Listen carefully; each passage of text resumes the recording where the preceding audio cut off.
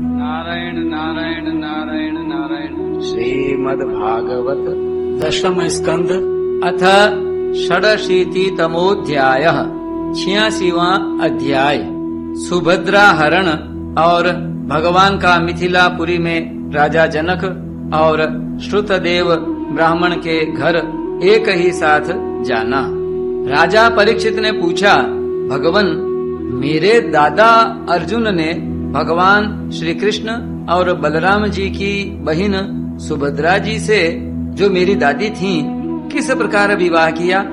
मैं यह जानने के लिए बहुत उत्सुक हूँ। श्री सुखदेव जी ने कहा, परीक्षित, एक बार अत्यंत शक्तिशाली अर्जुन तीर्थ यात्रा के लिए पृथ्वी पर विचरण करते हुए प्रभास क्षेत्र पहुँचे।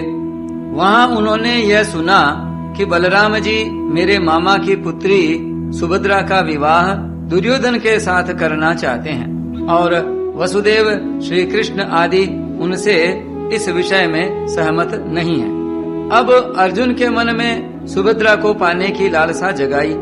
वे त्रिदंडी वैष्णव का वेश धारण करके द्वारका पहुँचे। अर्जुन सुभद्रा को प्राप्त करने के लिए वहाँ वर्षा काल में 4 महीने तक रहे। वहाँ पूर्ववासियों और बलराम जी ने उनका खूब सम्मान किया। उन्हें यह पता न चला कि ये अर्जुन हैं। एक दिन बलराम जी ने आतिथ्य के लिए उन्हें निमंत्रित किया और उनको वे अपने घर ले आए। त्रिदंडी वेशधारी अर्जुन को बलराम जी ने अत्यंत श्रद्धा के साथ भोजन सामग्री निवेदित की और उन्होंने बड़े प्रेम से भोजन किया। अर्जुन ने भोजन के समय वहाँ विवाह योग्य परम सुंदरी सुभद्रा को देखा। उसका सौंदर्य बड़े बड़े वीरों का मन हरने वाला था। अर्जुन के नेत्र प्रेम से प्रफुल्लित हो गए। उनका मन उसे पाने की आकांक्षा से क्षुब्ध हो गया और उन्होंने उसे पत्नी बनाने का दृढ़ निश्चय कर लिया। परीक्षित, तुम्हारे दादा अर्जुन भी बड़े ही सुंदर थे। उनके शरीर की गठन भाव भंगी स्त्रियों का हृदय स्पर्श कर लेती थी। उन्हें देखकर सुभद्रा ने भी मन में उन्हीं को पति बनाने का निश्चय किया। वह तनिक मुस्कुराकर लजीली चितवन से उनकी ओर देखने लगी। उसने अपना हृदय उन्हें समर्पित कर दिया। अब अर्जुन केवल उसी का चिंतन करने लगे और इस बात का अवसर ढूंढने लगे कि इसे कब हर ले जाऊं। सुभद्रा को प्राप्त करने की उत्कट कामना से उनका चित्त चक्कर काटने लगा। उन्हें तनिक भी शांति नहीं मिलती थी। एक बार सुभद्रा जी देव दर्शन के लिए रथ पर सवार होकर द्वारका दुर्ग से बाहर निकली। उसी समय महारथी अर्जुन ने देवकी, वसुदेव और श्री कृष्ण की अनुमति से सुभद्रा का हरण कर लिया। रथ पर सवार होकर वीर अर्जुन ने धनुष उठा लिया और जो सैनिक उन्हें रोकने के लिए आए उन्हें मार पीट कर भगा दिया। सुभद्रा के निज जन रोते चिल्लाते रह गए और अर्जुन जिस प्रकार सिंह अपना भाग लेकर चल देता है, वैसे ही सुभद्रा को लेकर चल पड़े। यह समाचार सुनकर बलराम जी बहुत बिगड़े। वे वैसे ही क्षुब्ध हो उठे जैसे पूर्णिमा के दिन समुद्र। परंतु भगवान श्री कृष्ण तथा अन्य सुहृद संबंधियों ने उनके पैर पकड़कर उन्हें बहुत कुछ समझाया बुझाया। तब वे शांत हुए। इसके बाद बलराम जी ने प्रसन्न होकर वर वधू के लिए बहुत सा धन सामग्री, हाथी, रथ, घोड़े और दासी दास दहेज में भेजे। श्री सुखदेव जी कहते हैं, परीक्षित, विदेह की राजधानी मिथिला में एक गृहस्थ ब्राह्मण थे। उनका नाम था श्रुतदेव। वे भगवान श्री कृष्ण के परम भक्त थे। वे एकमात्र भगवत भक्ति से ही पूर्ण मनोरथ, परम शांत, ज्ञानी और विरक्त थे। वे गृहस्थाश्रम में रहते हुए भी किसी प्रकार का उद्योग नहीं करते थे। जो कुछ मिल जाता उसी से अपना निर्वाह कर लेते थे। प्रारब्धवश प्रतिदिन उन्हें जीवन निर्वाह भर के लिए सामग्री मिल जाया करती थी, अधिक नहीं। वे उतने से ही संतुष्ट भी थे और अपने वर्णाश्रम के अनुसार धर्म पालन में तत्पर रहते थे। प्रिय परीक्षित, उस देश के राजा भी ब्राह्मण के समान ही भक्तिमान थे। मैथिल वंश के उन प्रतिष्ठित नरपति का नाम था बहुलाश्व। उनमें अहंकार का लेश भी न था। श्रुतदेव और बहुलाश्व दोनों ही भगवान श्री कृष्ण के प्यारे भक्त थे। एक बार भगवान श्री कृष्ण ने उन दोनों पर प्रसन्न होकर दारुक से रथ मंगवाया और उस पर सवार होकर द्वारका से विदेह देश की ओर प्रस्थान किया। भगवान के साथ नारद, वामदेव, अत्रि, वेदव्यास, परशुराम, असित, आरुणि, मैं, सुखदेव, बृहस्पति, कण्व, मैत्रेय, च्यवन आदि ऋषि भी थे। परीक्षित, वे जहाँ जहाँ पहुँचते वहाँ वहाँ की नागरिक और ग्रामवासी प्रजा पूजा की सामग्री लेकर उपस्थित होती। पूजा करने वालों को भगवान ऐसे जान पड़ते मानो ग्रहों के साथ साक्षात सूर्य नारायण उदय हो रहे हों। परीक्षित, उस यात्रा में आनर्त, धन्व, कुरुजांगल, कंक, मत्स्य, पांचाल, कुंती, मधु, केकय, कोसल, अर्ण आदि अनेक देशों के नर नारियों ने अपने नेत्र रूपी दोनों से भगवान श्री कृष्ण के उन्मुक्त हास्य और प्रेम भरी चितवन से युक्त मुखारविंद के मकरंद रस का पान किया। त्रिलोक गुरु भगवान श्री कृष्ण के दर्शन से उन लोगों की अज्ञान दृष्टि नष्ट हो गई।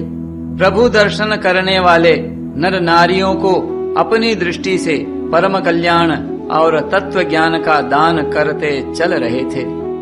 स्थान स्थान पर मनुष्य और देवता भगवान की उस कीर्ति का गान करके सुनाते जो समस्त दिशाओं को उज्जवल बनाने वाली एवं समस्त अशुभों का विनाश करने वाली है।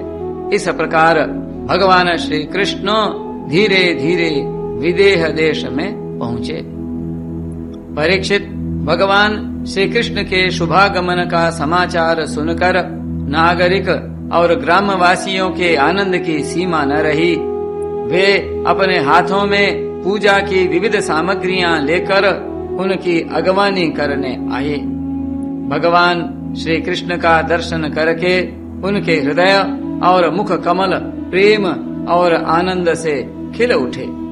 उन्होंने भगवान को तथा उन मुनियों को जिनका नाम केवल सुन रखा था, देखा न था, हाथ जोड़ मस्तक झुकाकर प्रणाम किया। मिथिला नरेश, बहुलाश्व और श्रुतदेव ने यह समझकर कि जगत गुरु भगवान श्री कृष्ण हम लोगों पर अनुग्रह करने के लिए ही पधारे हैं, उनके चरणों पर गिरकर प्रणाम किया। बहुलाश्व और श्रुतदेव दोनों ने ही एक साथ हाथ जोड़कर मुनि मंडली के सहित भगवान श्री कृष्ण को आतिथ्य ग्रहण करने के लिए निमंत्रित किया। भगवान श्री कृष्ण दोनों की प्रार्थना स्वीकार करके दोनों को ही प्रसन्न करने के लिए एक ही समय पृथक पृथक रूप से दोनों के घर पधारे और यह बात एक दूसरे को मालूम न हुई कि भगवान श्री कृष्ण मेरे घर के अतिरिक्त और कहीं भी जा रहे हैं। विदेहराज बहुलाश्व बड़े मनस्वी थे। उन्होंने यह देखकर कि दुष्ट दुराचारी पुरुष जिनका नाम भी नहीं सुन सकते वे ही भगवान श्री कृष्ण और ऋषि मुनि मेरे घर पधारे हैं, सुंदर सुंदर आसन मंगाए और भगवान श्री कृष्ण तथा ऋषि मुनि आराम से उन पर बैठ गए। उस समय बहुलाश्व की विचित्र दशा थी। प्रेम भक्ति के उद्रेक से उनका हृदय भर आया था। नेत्रों में आंसू उमड़ रहे थे। उन्होंने अपने पूज्यतम अतिथियों के चरणों में नमस्कार करके पांव पखारे और अपने कुटुंब के साथ उनके चरणों का लोक पावन जल सिर पर धारण किया और फिर भगवान एवं भगवत स्वरूप ऋषियों को गंध, माला, वस्त्र, अलंकार, धूप, दीप, अर्घ्य, गौ, बैल आदि समर्पित करके उनकी पूजा की। जब सब लोग भोजन करके तृप्त हो गए, तब राजा बहुलाश्व भगवान श्री कृष्ण के चरणों को अपनी गोद में लेकर बैठ गए और बड़े आनंद से धीरे धीरे उन्हें सहलाते हुए बड़ी मधुर वाणी से भगवान की स्तुति करने लगे। राजा बहुलाश्व ने कहा, प्रभो, आप समस्त प्राणियों के आत्मा, साक्षी एवं स्वयं प्रकाश हैं। हम सदा सर्वदा आपके चरण कमलों का स्मरण करते रहते हैं। इसी से आपने हम लोगों को दर्शन देकर कृतार्थ किया है। भगवन, आपके वचन हैं कि मेरा अनन्य प्रेमी भक्त मुझे अपने स्वरूप बलराम जी, अर्धांगिनी लक्ष्मी और पुत्र ब्रह्मा से भी बढ़कर प्रिय है। अपने उन वचनों को सत्य करने के लिए ही आपने हम लोगों को दर्शन दिया है। भला ऐसा कौन पुरुष है जो आपकी इस परम दयालुता और प्रेम परवशता को जानकर भी आपके चरण कमलों का परित्याग कर सके। प्रभो, जिन्होंने जगत की समस्त वस्तुओं का एवं शरीर आदि का भी मन से परित्याग कर दिया है, उन परम शांत मुनियों को आप अपने तक को भी दे डालते हैं। आपने यदुवंश में अवतार लेकर जन्म मृत्यु के चक्कर में पड़े हुए मनुष्यों को उससे मुक्त करने के लिए जगत में ऐसे विशुद्ध यश का विस्तार किया है जो त्रिलोकी के पाप ताप को शांत करने वाला है। प्रभो, आप अचिंत्य अनंत ऐश्वर्य और माधुर्य की निधि हैं। सबके चित्त को अपनी ओर आकर्षित करने के लिए आप सच्चिदानंद स्वरूप परम ब्रह्म हैं। आपका ज्ञान अनंत है। परम शांति का विस्तार करने के लिए आप ही नारायण ऋषि के रूप में तपस्या कर रहे हैं। मैं आपको नमस्कार करता हूँ। एक रस अनंत आप कुछ दिनों तक मुनि मंडली के साथ हमारे यहाँ निवास कीजिए और अपने चरणों की धूल से इस निमि वंश को पवित्र कीजिए। परीक्षित, सबके जीवन दाता भगवान श्री कृष्ण राजा बहुलाश्व की यह प्रार्थना स्वीकार करके मिथिलावासी नर नारियों का कल्याण करते हुए कुछ दिनों तक वहीं रहे। प्रिय परीक्षित, जैसे राजा बहुलाश्व भगवान श्री कृष्ण और मुनि मंडली के पधारने पर आनंद मग्न हो गए थे, वैसे ही श्रुतदेव ब्राह्मण भी भगवान श्री कृष्ण और मुनियों को अपने घर आया देखकर आनंद विह्वल हो गए। वे उन्हें नमस्कार करके अपने वस्त्र उछाल उछाल कर नाचने लगे। श्रुतदेव ने चटाई, पीढ़े और कुशासन बिछाकर उन पर भगवान श्री कृष्ण और मुनियों को बैठाया। स्वागत भाषण आदि के द्वारा उनका अभिनंदन किया तथा अपनी पत्नी के साथ बड़े आनंद से सबके पांव पखारे। परीक्षित, महान सौभाग्यशाली श्रुतदेव ने भगवान और ऋषियों के चरणोदक से अपने घर और कुटुंबियों को सींच दिया। इस समय उनके सारे मनोरथ पूर्ण हो गए थे। वे हर्षातिरेक से मतवाले हो रहे थे।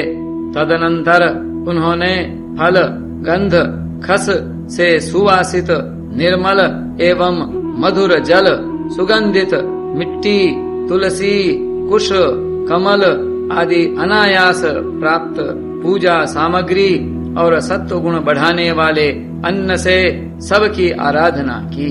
उस समय श्रुतदेव जी मन ही मन तर्कना करने लगे कि मैं तो घर गृहस्थी के अंधेरे कुएं में गिरा हुआ हूँ, अभागा हूँ।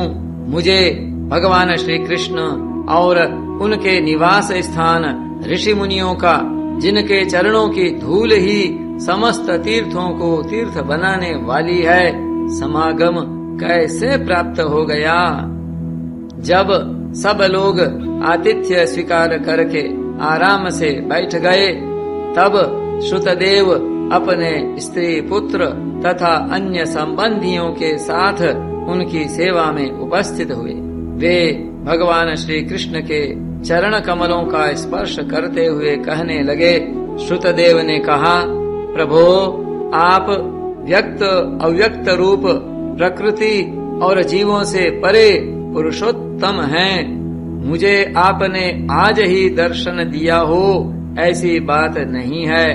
आप तो तभी से सब लोगों से मिले हुए हैं जब से आपने अपनी शक्तियों के द्वारा इस जगत की रचना करके आत्म सत्ता के रूप में इसमें प्रवेश किया है। जैसे सोया हुआ पुरुष स्वप्नावस्था में अविद्यावश मन ही मन स्वप्न जगत की सृष्टि कर लेता है और उसमें स्वयं उपस्थित होकर अनेक रूपों में अनेक कर्म करता हुआ प्रतीत होता है, वैसे ही आपने अपने में ही अपनी माया से जगत की रचना कर ली है और अब इसमें प्रवेश करके अनेकों रूपों से प्रकाशित हो रहे हैं। जो लोग सर्वदा आपकी लीला कथा का श्रवण कीर्तन तथा आपकी प्रतिमाओं का अर्चन वंदन करते हैं और आपस में आपकी ही चर्चा करते हैं, उनका हृदय शुद्ध हो जाता है और आप उसमें प्रकाशित हो जाते हैं। जिन लोगों का चित्त लौकिक वैदिक आदि कर्मों की वासना से बहिर्मुख हो रहा है, उनके हृदय में रहने पर भी आप उनसे बहुत दूर हैं। किंतु जिन लोगों ने आपके गुणगान से अपने अंतःकरण को सद्गुण संपन्न बना लिया है, उनके लिए चित्त वृत्तियों से अग्राह्य होने पर भी आप अत्यंत निकट हैं। प्रभो, जो लोग आत्म तत्व को जानने वाले हैं, उनके आत्मा के रूप में ही आप स्थित हैं और जो शरीर आदि को ही अपना आत्मा मान बैठे हैं, उनके लिए आप अनात्मा को प्राप्त होने वाली मृत्यु के रूप में हैं। आप महत्तत्व आदि कार्य द्रव्य और प्रकृति रूप कारण के नियामक हैं, शासक हैं। आपकी माया आपकी अपनी दृष्टि पर पर्दा नहीं डाल सकती, किंतु उसने दूसरों की दृष्टि को ढक रखा है। आपको मैं नमस्कार करता हूँ। नमोस्तुते ध्यात्मविदां परात्मने अनात्मने स्वात्म विभक्त मृत्यवे सकारणा कारण लिंगमीयुषे स्वमायया संवृत रुद्ध दृष्टये। स्वयं प्रकाश प्रभो, हम आपके सेवक हैं, हमें आज्ञा दीजिए कि हम आपकी क्या सेवा करें। नेत्रों के द्वारा आपका दर्शन होने तक ही जीवों के क्लेश रहते हैं। आपके दर्शन में ही समस्त क्लेशों की परिसमाप्ति है। श्री शुकदेव जी कहते हैं, परीक्षित, शरणागत भयहारी भगवान श्री कृष्ण ने श्रुतदेव की प्रार्थना सुनकर अपने हाथ से उनका हाथ पकड़ लिया और मुस्कुराते हुए कहा। भगवान श्री कृष्ण ने कहा, प्रिय श्रुतदेव, ये बड़े बड़े ऋषि मुनि तुम पर अनुग्रह करने के लिए ही यहाँ पधारे हैं। ये अपने चरण कमलों की धूल से लोगों और लोकों को पवित्र करते हुए मेरे साथ विचरण कर रहे हैं। देवता पुण्य क्षेत्र और तीर्थ आदि तो दर्शन, स्पर्श, अर्चन आदि के द्वारा धीरे धीरे बहुत दिनों में पवित्र करते हैं, परंतु संत पुरुष अपने दृष्टि से ही सबको पवित्र कर देते हैं। यही नहीं, देवता आदि में जो पवित्र करने की शक्ति है वह भी उन्हें संतों की दृष्टि से ही प्राप्त होती है। देवाः क्षेत्राणि तीर्थानि दर्शन स्पर्श नार्चनैः शनैः पुनन्ति कालेन तदप्यर्हत तमेक्षया। श्रुतदेव जगत में ब्राह्मण जन्म से ही तब प्राणियों से श्रेष्ठ हैं। यदि वह तपस्या, विद्या, संतोष और मेरी उपासना, मेरी भक्ति से युक्त हो तब तो कहना ही क्या है। ब्राह्मणो जन्मना श्रेयान् सर्वेषां प्राणिनां यह तपसा विद्यया तुष्ट्या किमु मत कलयायुतः। मुझे अपना यह चतुर्भुज रूप भी ब्राह्मणों की अपेक्षा अधिक प्रिय नहीं है, क्योंकि ब्राह्मण सर्व वेदमय है और मैं सर्व देवमय हूँ। न ब्राह्मणान में दयितम रूप में तच्चतुर्भुजम सर्व वेदमयो विप्रः सर्वदेवमयो ह्यहम् सर्वदेवमयो ह्यहम्। दुर्बुद्धि मनुष्य इस बात को न जानकर केवल मूर्ति आदि में ही पूज्य बुद्धि रखते हैं और गुणों में दोष निकालकर मेरे स्वरूप जगत गुरु ब्राह्मण का, जो कि उनका आत्मा ही है, तिरस्कार करते हैं। ब्राह्मण मेरा साक्षात्कार करके अपने चित्त में यह निश्चय कर लेता है कि यह चराचर जगत, इसके संबंध की सारी भावनाएं और इसके कारण प्रकृति महत्त्व आदि सब के सब आत्म स्वरूप भगवान के ही रूप हैं। इसलिए श्रुतदेव तुम इन ब्रह्मर्षियों को मेरा ही स्वरूप समझकर पूरी श्रद्धा से इनकी पूजा करो। यदि तुम ऐसा करोगे तब तो तुमने साक्षात अनायास ही मेरा पूजन कर लिया, नहीं तो बड़ी बड़ी बहुमूल्य सामग्रियों से भी मेरी पूजा नहीं हो सकती। श्री शुकदेव जी कहते हैं, परीक्षित, भगवान श्री कृष्ण का यह आदेश प्राप्त करके श्रुतदेव ने भगवान श्री कृष्ण और उन ब्रह्मर्षियों की एकात्म भाव से आराधना की तथा उनकी कृपा से वे भगवत स्वरूप को प्राप्त हो गए।